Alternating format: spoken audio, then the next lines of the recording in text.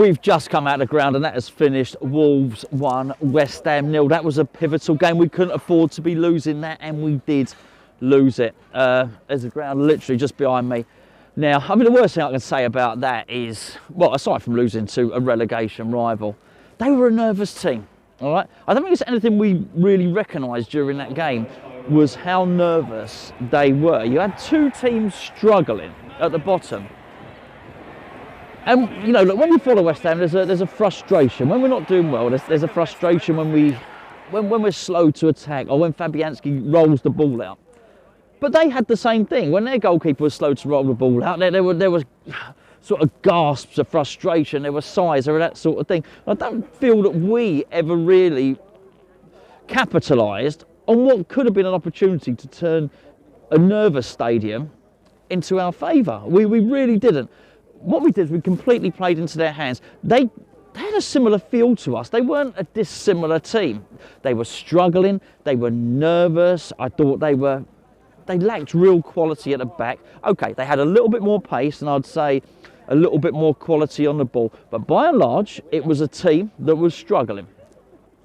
We gave them every little bit of confidence and impetus that they needed to get back into that game. Not a great fan of the 6-pointer. That was a 6-pointer. That was a massive 6-pointer, that game. And quite frankly, there you go. You can hear them. Well, that's all the Wolves fans walking past. They say, no, 9-pointer. It was a 6-pointer. You know, it really was. David Moyes got to go. Absolutely got to go. There was, I think by the time that we'd made one substitution, they'd made 5. It was the stock substitution, the substitution that you'd expect as Ben Rama on 58 minutes, 59 minutes. About, we call it the 60-minute Ben Rama substitution. 58 minutes, 59 minutes, so predictable. You knew he was going to do it, I knew he was going to do it. I think probably the worst thing was everybody in that stadium knew he was going to do it, including the Wolves manager, which makes him able to mitigate that tactically. Ben Rama came on, he immediately took the game to them. He travels with the ball, he offers some form of threat, and we offered very little threat within that game. Very, very little threat indeed. But by the point that Ben Rama subbed, I think, actually after Ben Rama, we also brought on Skamaka. By the time Skamaka had come on, they'd already made 5 substitutions. He was just sharper, he was more insightful, he had his finger on the pulse in a way that Moyes just hasn't got in any way, shape or form. We didn't really threaten that game. It wasn't just a 1-0 loss, by the way. It wasn't a whooping, okay? It really wasn't. But they were better. The best team won today. It absolutely has to be said. And not just that, they hit the bar or the post, whatever. It was within the margins. That sort of that corner section where one part of the goal meets the rest. They had a disallowed goal, which was good. They played really well. They played really, really well. But they didn't start playing well. We gave them the confidence and we allowed them to improve. They brought on a substitute. They're number 5, very, very good. I mean, they brought on another. I think they brought on everybody. Basically, probably nobody left in Wolverhampton, quite frankly. They seemed to bring them all on a substitute. Their number 5 was really good. Long-range passes. They had creativity. They had some inspiration. We had none of that. We looked stale. We looked slow. We looked devoid of ideas. It was a bad, bad show. The last 6 minutes, so the referee puts up 6 minutes for injury time.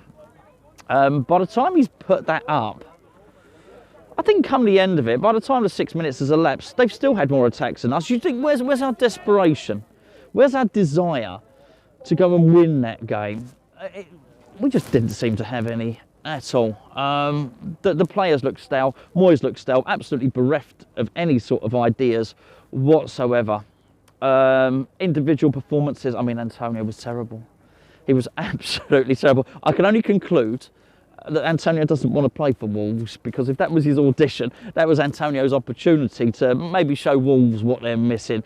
The Wolves who possibly need a striker. That being said, I know the goal was offside. The way Jimenez finished at the end was really, really good quality. The way he sort of chipped the ball in. But anyway, if they were looking for a striker, I'd pretty much conclude that Antonio wouldn't be the answer. He did a very, very good job of dissuading Wolves from the purchase. Let's just put it that way. Souček, what do we say about Souček? Lots of tackles, lots of endeavour, headers, that sort of thing, but just terrible and atrocious passing. But I have to say, it didn't get an awful lot better once. It's not just about Souček. It's not like you take Souček out of that team and all of a sudden we sort of become Barcelona, a sort of cohesive unit who can pass it amongst one another accurately. That's just not the case at all.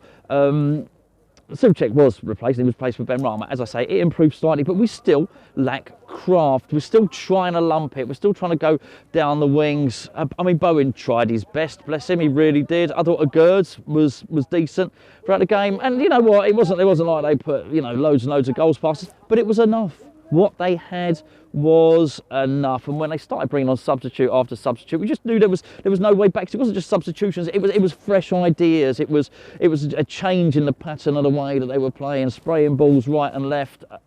Just very, very good. I'd say very good. It wasn't very good. They were a poor to average team, and that's the bad thing for us. They were poor to average, and we were worse than them. Make no mistake about it. We are.